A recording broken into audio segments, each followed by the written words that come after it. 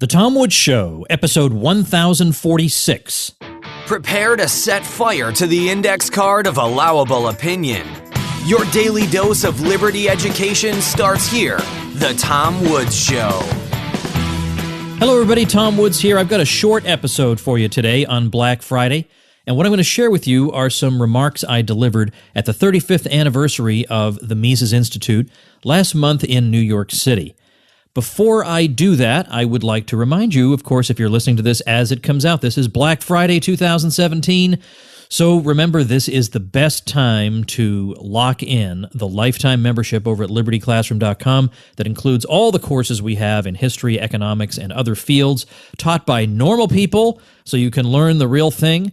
And it includes the hundreds and hundreds of videos I made for the Ron Paul curriculum, which yes, it's geared toward high schoolers, but I assure you, you will not feel talked down to in those. They cover, 90 of them cover government, but it's more anti-government, and the others cover the history of Western civilization from the ancient Hebrews up to the present. So yeah, you're going to learn a lot from that. So a huge amount of stuff, and you got to go grab it at libertyclassroom.com before it's too darn late. Also, this weekend is the best time of the year if you want to get web hosting and you've just been sitting on the fence. Hop off the fence because the best deal on hosting is always Black Friday weekend. So you can get that best deal at tomwoods.com/blue. And then after that, whenever you're ready for me to mention your site on my show, make sure and contact me. Just follow the instructions over at tomwoods.com/publicity. All right, with all that out of the way, let's turn now to the talk I gave about why the Mises Institute matters. And I assume most people listening know what the Mises Institute is and know who Mises was, but I do get new listeners all the time, and I will tell you that Ludwig von Mises was arguably the most, well, people have said, well, he was the greatest economist of all time.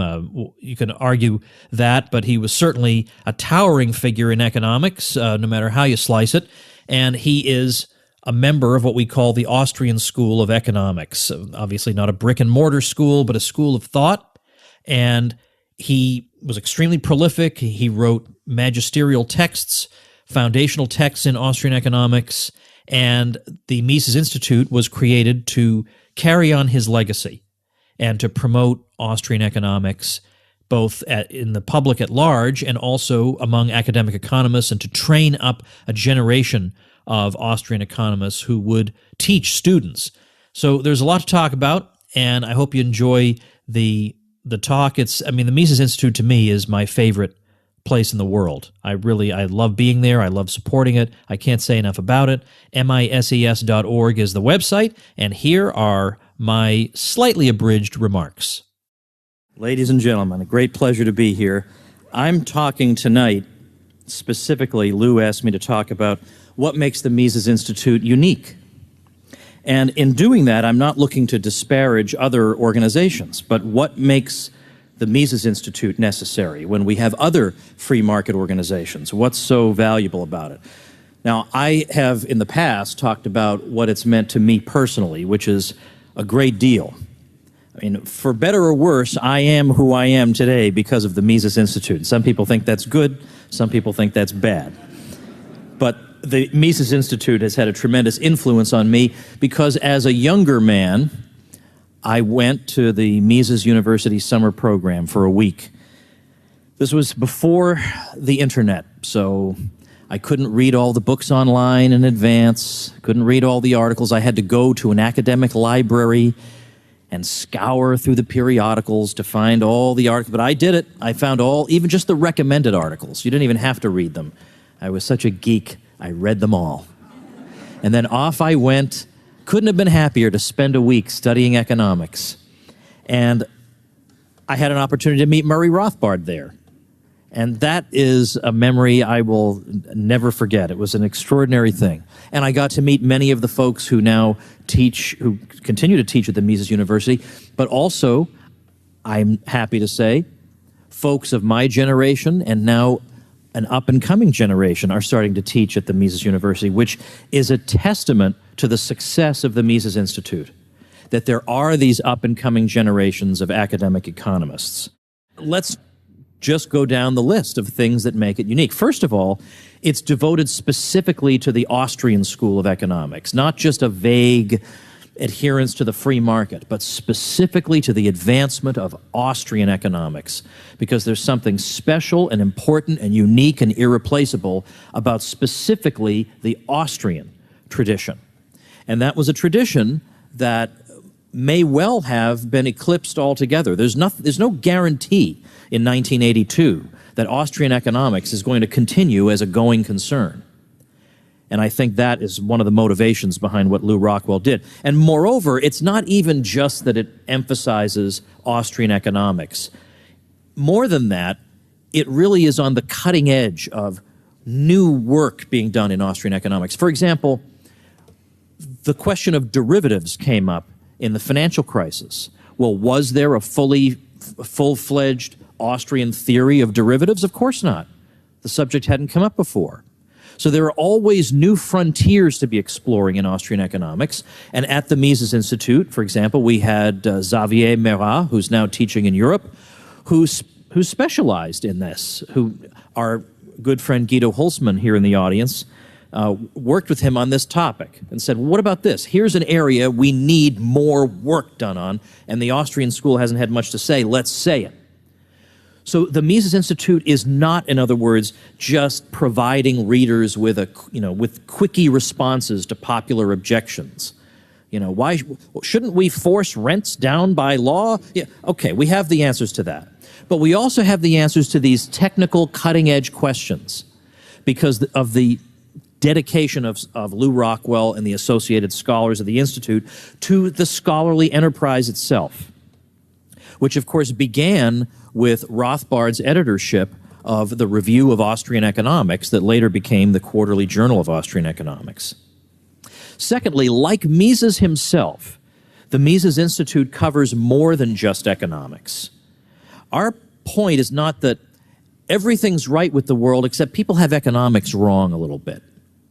It's really that there's a much more systemic problem going on, and it extends into other disciplines too. Mises himself wrote on history and other fields, political philosophy, for example, and we have a lot of work to do in those related fields as well. And when we do so, we, associated with the Mises Institute, are fearless. When covering history, there is no topic that is taboo. There is no question that is off the table. We will look at, for example, all the wars of history and re-examine why they were really fought and how they were funded and what the consequences were for society. We're not just a think tank. Oh my gosh, the very term makes my skin crawl. We're not looking to influence congressmen. Now, we do have a distinguished congressman in our ranks here, but he didn't need to be influenced.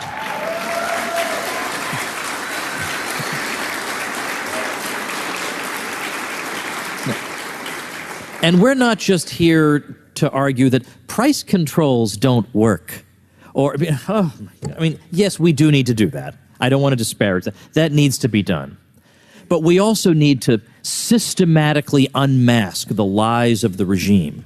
And they tend to be tied up, in particular, with war and finance and money. And a lot of times when I look at very well-meaning libertarians, these are topics they can't run away from fast enough. Because conspiracy theorists talk about war, or conspiracy theorists want to talk about the Federal Reserve.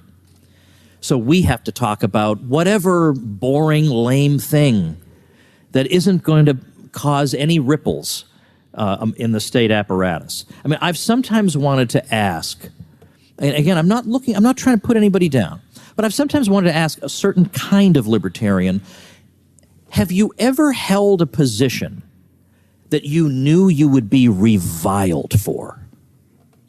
Not just one that is different from what most people believe, but that you would be smeared for, that you would be attacked for, that your character would be questioned, and your very moral foundation of your being would be called into question if you advanced position X, Y, or Z. I don't think they can think of one, and that's fine. It's not for everyone. That's a hard thing to do. It's a hard thing to say, to look in history and say, well, what if this had happened this way or that had happened that way? Or maybe centralized power is not the best outcome. Maybe we should have more political units rather than less. Break them up as much as possible, and then maybe we can have liberty in a few of them. That's very unpopular. You're going to be called all kinds of names for having a view like that. If you say things about the Federal Reserve, you're going to be called all kinds of names. If you question the intentions behind our so-called statesmen when they enter us into wars, well, you'll be accused of sympathizing with the dictator of the weak. You know these things are going to happen to you, and yet we do them anyway. I know that my name's going to be dragged through the mud sometimes, but I just think, well, I know some good people got my back, and I'm just going to do it. I used to try and sugarcoat things, but what fun was that?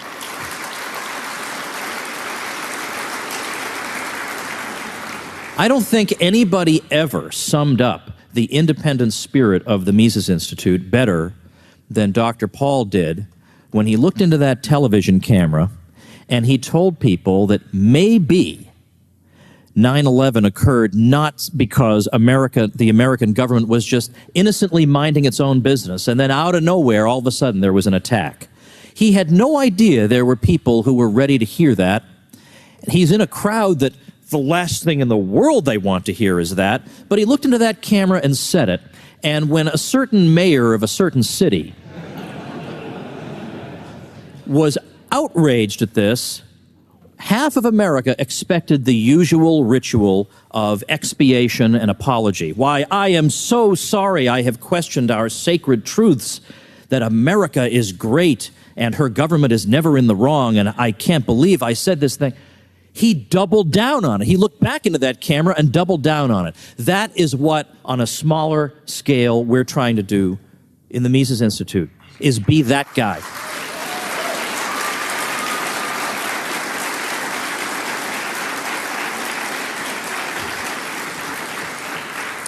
I think what also makes the Mises Institute different is its view of the state. And that's not to say every single scholar associated with the Institute holds this view, but we tend not to look at the state as being a bumbling bunch of jokers who are always doing the wrong thing, and there are these unintended consequences of their well-meaning policies, and if only we could educate them, sometimes that may be true. But when I hear people say, we need to let our government officials know that this program is going to make people dependent on the government. Yeah, the government would hate that situation, wouldn't it? There's no way they intended it that way. This must be an unintended consequence of their well-meaning policy. We're not really inclined to give them the benefit of the doubt over here. And likewise, we don't use terms like American interests. We have to protect American interests, which always means the state's interests. It never means you and me. Never. Never means you and me. That's regime speak. We don't speak that way. Thanks. In my experience, the Mises Institute in general is simply unafraid to stand against prevailing opinion and unafraid to stand against whatever new thing the left, and sad to say even some libertarians, is suddenly demanding we all believe. It is truly independent. Notice where it is not located.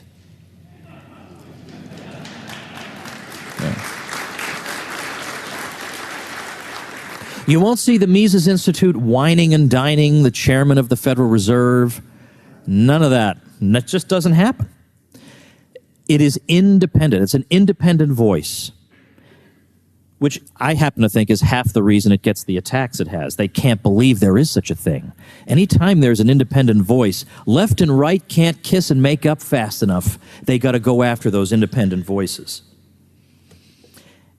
The world, in short, is at war with places like the Mises Institute, places that defiantly refuse to toe the cultural line, places that reject egalitarianism, that uphold traditional standards of merit and excellence, and which are not at pains to announce to the world how enthusiastically they've embraced the latest left-wing fad. It is amazing to me that such a place not only exists, but is thriving. And it is thriving in large measure thanks to people like those of you in this room who have supported it over the years and who intend to continue supporting it. And I don't think I'm exaggerating when I say that those of us who care deeply about the Institute, who contribute to it, who promote it, are working on behalf of a cause that is wrapped up in truth, in prosperity, and yes, dare I say it, the cause of civilization itself. Thank you all very much for your support of the Mises Institute.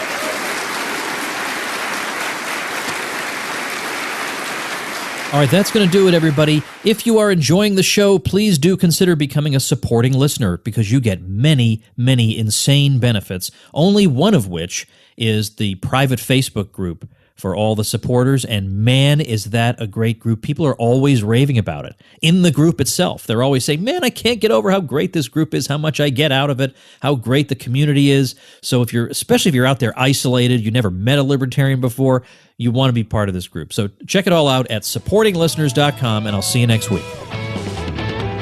Become a smarter libertarian in just 30 minutes a day. Visit TomWoods.com to subscribe to the show for free, and we'll see you next time.